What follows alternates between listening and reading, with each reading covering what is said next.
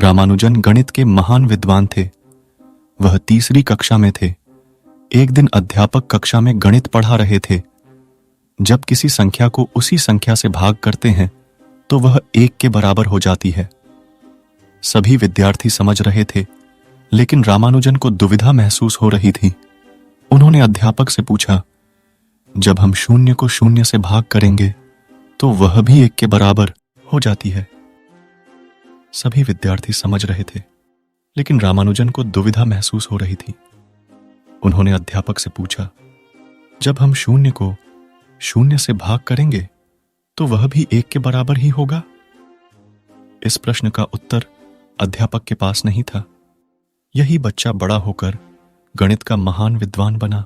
Newton जब पढ़ते थे तो उनकी कक्षा में एक शैतान लड़का भी था। वह कक्षा का सबसे बुद्धिमान लड़का था।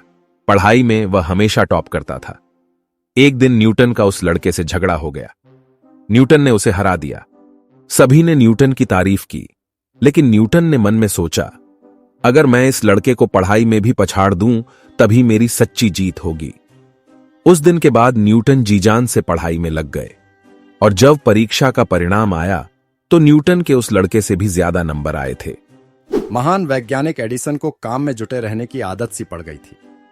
उन्हें काम का नशा इतना था कि वह जब प्रयोगशाला में घुस जाते थे तो बाहर ही नहीं निकलते थे। उनकी पत्नी उनकी इस आदत से काफी परेशान थी। एक दिन उसने उन्हें सलाह देते हुए कहा, तुम लगातार काम करते रहते हो, कभी तो छुट्टी ले लिया करो। अच्छा, ये बताओ कि मैं छुट्टी लेकर जाऊंगा कहां? पत्नी ने चहकते हुए कहा, कहीं भी, जहां तुम्हारा मन चाहे। अच्छा, तो मैं वहीं जाता हूं।